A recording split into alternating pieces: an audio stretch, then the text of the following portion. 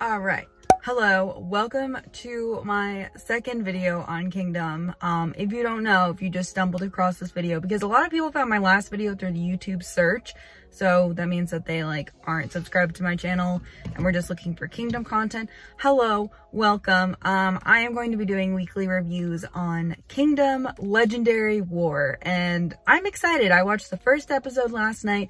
I've already done a video on episode 0, all of the pre-show stuff, so if you haven't seen that, check it out. I'll link it up above. But today we're going to talk about episode 1 of Kingdom. Again, if you don't know, I pretty much stan every group in Kingdom, and the group that I'm learning, the only group that I feel like I don't stan currently, that I might come out of this show standing, is the boys.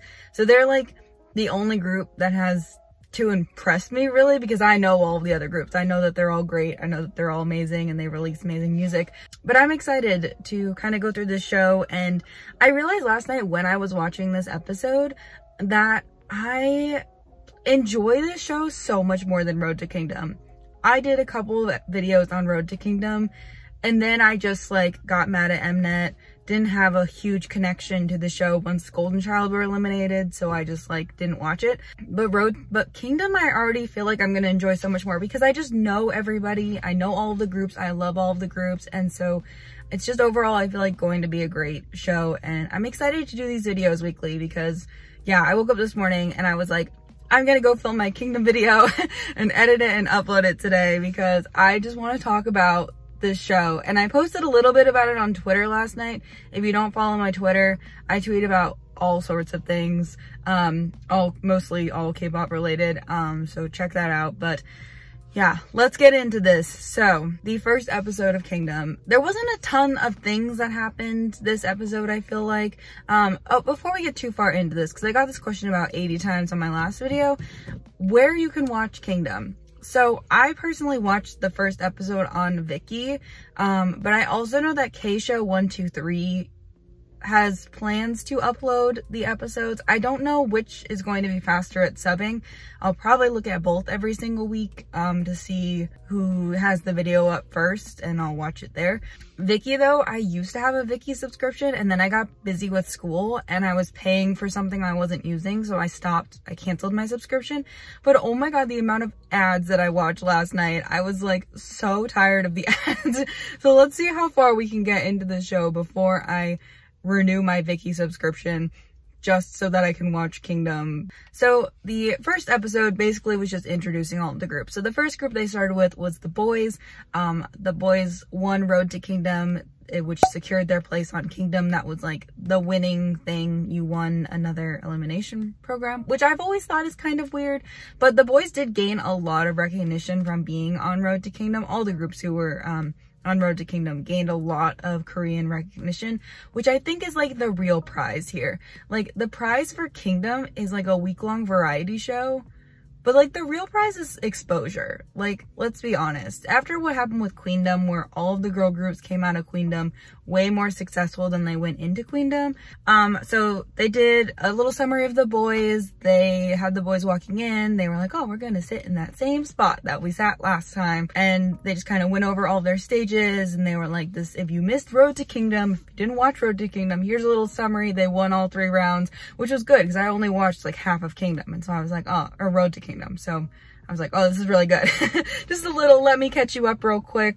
The boys, they won Road to Kingdom. They had the highest points every single whatever, and they won their spot on Kingdom. Hello, welcome, the boys. Then the next group that came in was Stray Kids, and Stray Kids had Hyunjin with them, which was so exciting because Hyunjin has been edited out of things. JYP's been keeping him on the DL. I will say though that I noticed throughout this episode that they didn't really pan over Hyunjin. They didn't really focus on him for talking. They didn't ask him any questions. There was a lot of weird editing in this episode.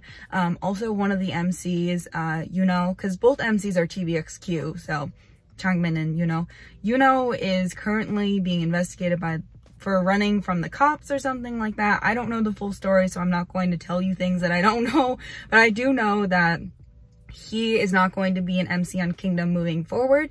So in this episode, they like showed him walking in with Changmin, which was like after all the groups were in. Every time that Yuno was speaking for the rest of the episode, they like didn't show his face. They like showed a pan over of whoever Yuno was talking to, or like just showed like clips of the participants or whatever, but they didn't show Yuno's face, which was odd. Yeah, just a lot of blurring, a lot of weird cropping in this episode I found. So there was that. But it was good to see Hyunjin. His hair is so freaking long, man. Like, and it looks really good brown. I'm going to say a very unpopular opinion right now. I did not like the long blonde look on Hyunjin, but I like the long brunette look on Hyunjin. I think it looks really good. Like, I think he looks really good. After that was ATEEZ. ATEEZ walked in, and I didn't realize that ATEEZ were the Mangne group of the Hubei group, the Mangne group of this show. I really thought it was the boys, which shows you how much attention I paid to the boys before Road to Kingdom and Kingdom. I really thought the boys were like the Mangne group here, but apparently it's ATEEZ. And so ATEEZ walk in, they're all cute. They're like besties with the boys and Stray Kids, and they're all like chatting and have a great time. And then B2B walked in. Only 4 members of B2B are participating. 2 of the members are in the military right now, and then Ilhoon is no longer in the group, which is something that I edited out me saying last week because I wasn't entirely sure and I just didn't want to give you any false information. But yeah, Ilhoon is no longer in the group. After B2B, SF9 walk in. They're so tall. I love SF9. Should I go over my biases in all of these groups? Okay, so if you don't know, my bias in the boys is Kevin. I love Kevin. We love little Kevin. He's so cute. Stray Kids, my bias was Jisung, and now it's Chan. And I just like have a big fat crush on Bangchan, so like just ignore me. ATEEZ, my bias is Hongjun, who looked so cute the entire episode. My bias in B2B is currently Eunkwang, so love that. My old bias was Sungjae. It used to be Sungjae and Peniel, and then now it's Eunkwang currently. SF9, my bias is Taeyang. I love Taeyang so much. iKON, who is the next group that walked in. The final group that walked in is iKON. And iKON, my bias is Donghyuk, who spoke the most out of every iKON member. And I like really wasn't expecting him to talk as much as he did. So that was interesting. I haven't paid much attention to iKON in a while. Since before Hanbin left, I had kind of been out of them for a while when Hanbin left. Yeah, so I just like I haven't focused much on the new dynamic of iKON like post Hanbin, and yeah, so it was just interesting to see iKON again because I just feel like, I don't know, I used to be real into iKON like back during mix and match and win days. Like iKON were my children, and just like, yeah, everything they went through like hurts my heart, honestly.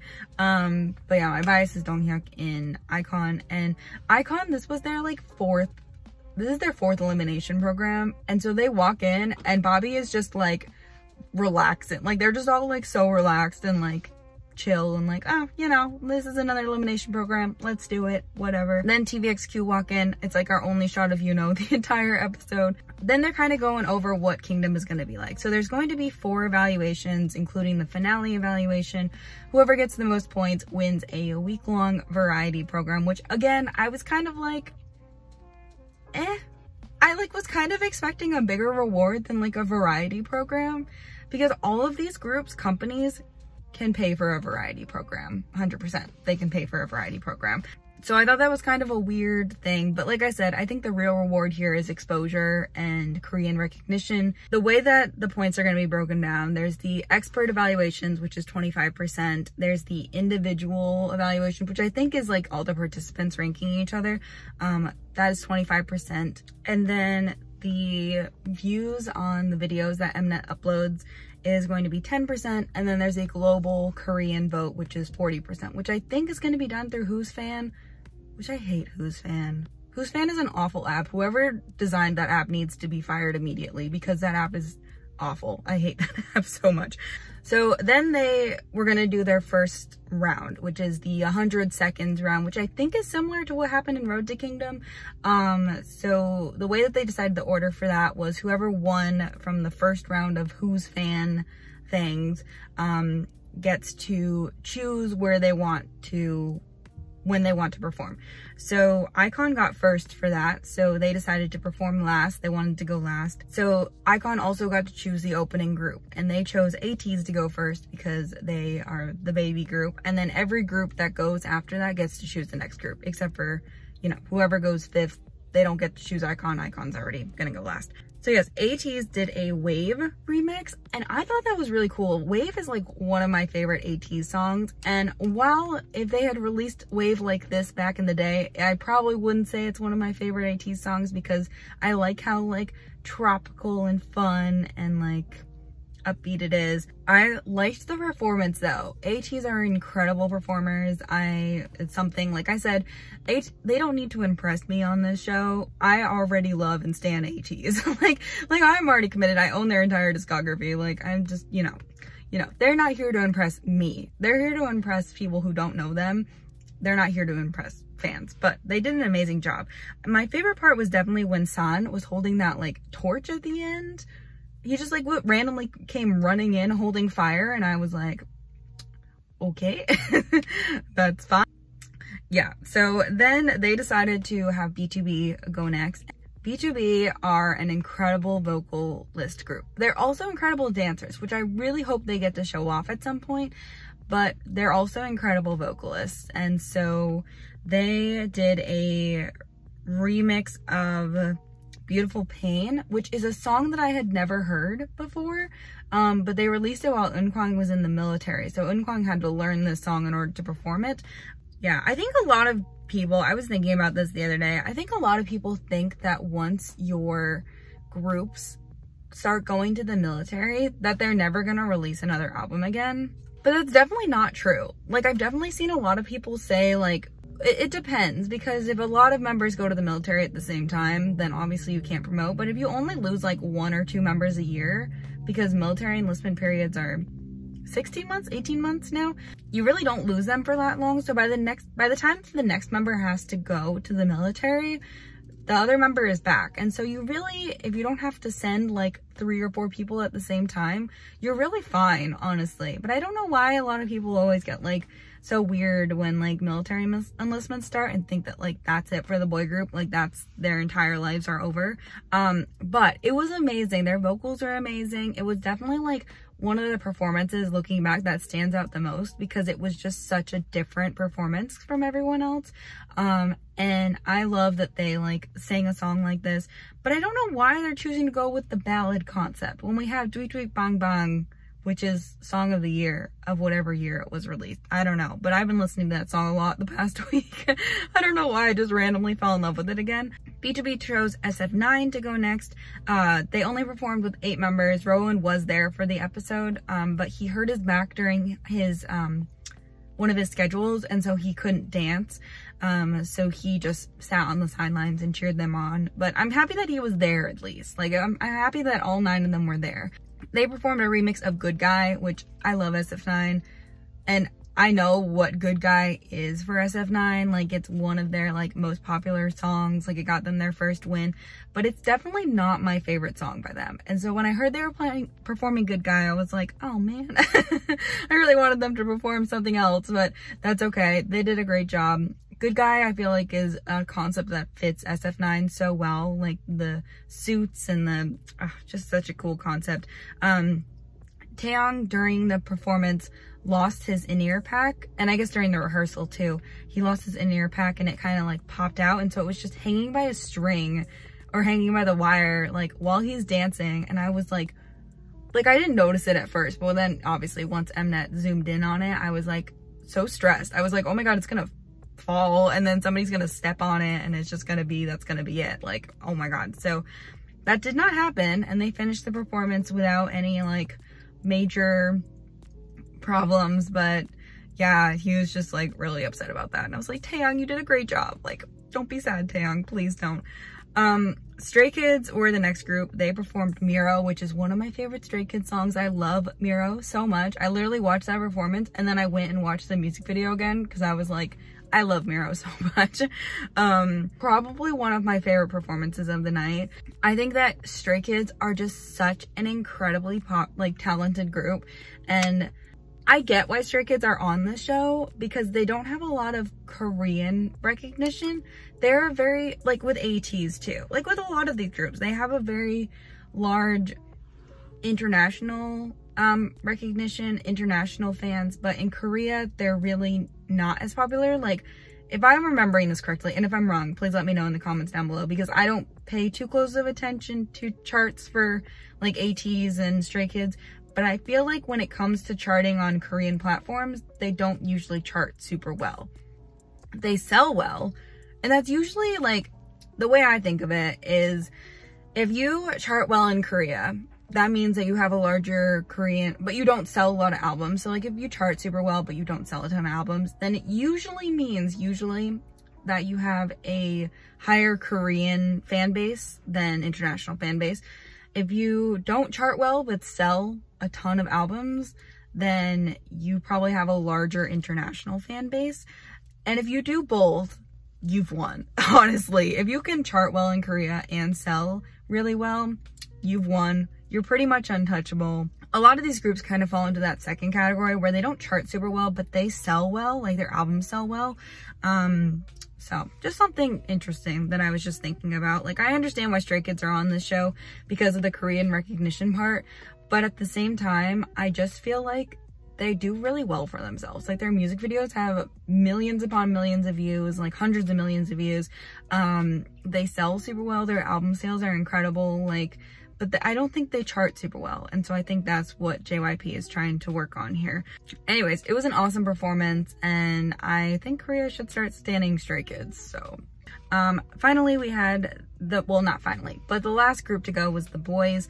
The boys, like I said, are the only group that I'm really looking to be like impressed by, because I know everybody else. I know what they're all capable of. I know it's all great things, but the boys, I'm still learning. I only know so much about them. I am happy though. One of my major complaints on Road to Kingdom was I didn't know a lot of the groups super well, and I felt like it was really hard to learn people. But I feel like this show, Kingdom, I'm having an easier time learning the boys members, but maybe that's because that's the only group that I'm like still kind of learning.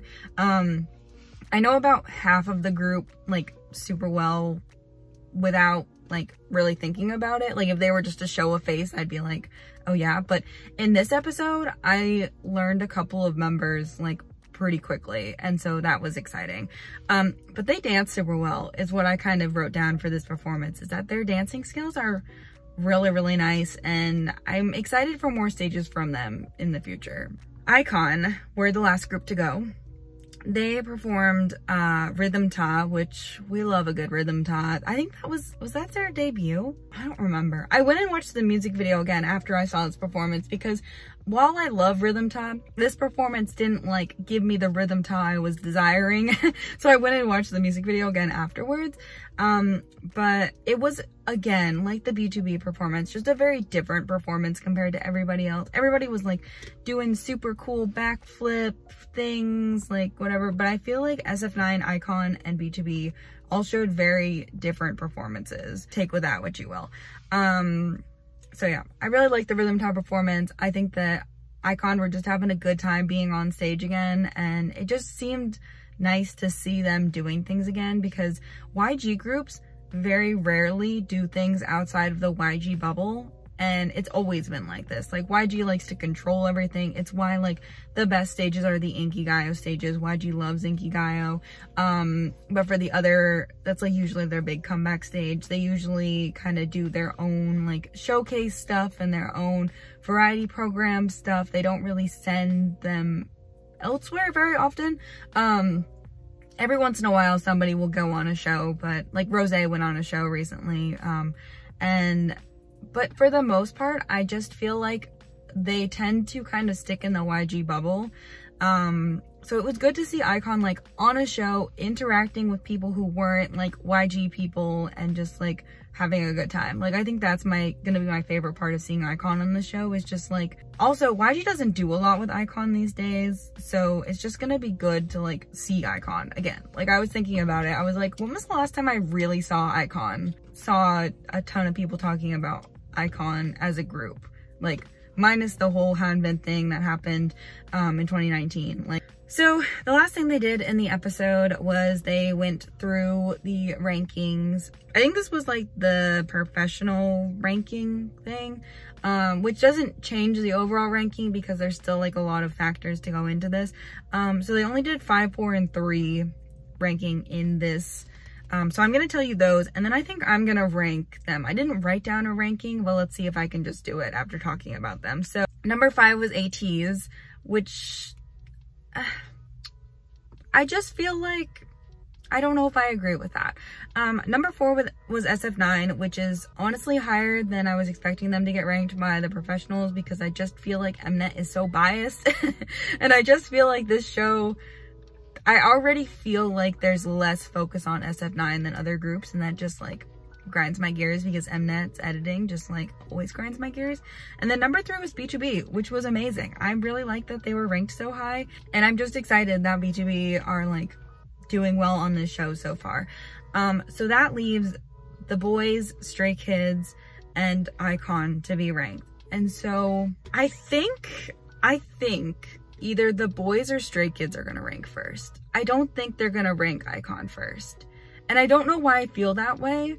I just feel like this show is so focused on Stray Kids and the boys currently that I feel like they're gonna wanna give them like at least the first win for this particular section. That doesn't mean that like iKON won't end up ranking higher later on, because like I said, there's like 4 different categories that go into the ranking, and this is just one of them. I don't know. I just feel like it's going to be Stray Kids or the boys. Jihoon is posting on Weverse so much currently. Jihoon's been posting on Weverse this entire time I've been filming this video. This is going to be hard to do without like having this written down beforehand. My favorite performance of the night was Stray Kids. I think it was Stray Kids. I don't know, that performance just like stood out so much to me, and I just feel like it was just such a powerful, well put together performance. Also, I love Miro, so that's probably a factor as well. After that, probably ATEEZ. ATEEZ I was real hyped for. I think iKON was my 3rd. Like thinking back to the performances, the ones that stood out to me the most, I think iKON was 3rd for me. I was kind of jamming to Rhythm Tide. Been a long time since I'd heard that song, so that. And then probably SF9. And then I don't know between the boys and B2B who I would rank where.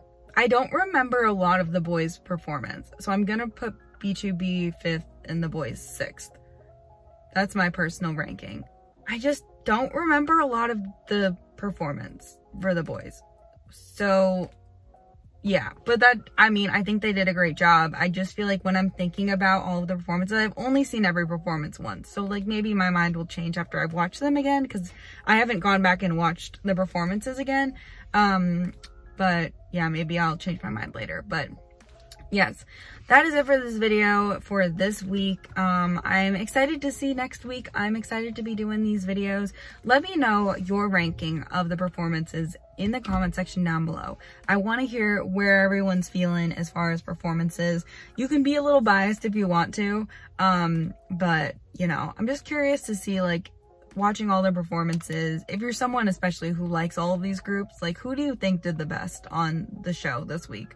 Let me know in the comment section down below who you would vote for, and let me know your thoughts from this episode. What are your predictions? Is MNET gonna be messy this season? Are they gonna have bias towards who wins the show? Let me know in the comments down below, and I will see you guys very, very soon. Bye-bye.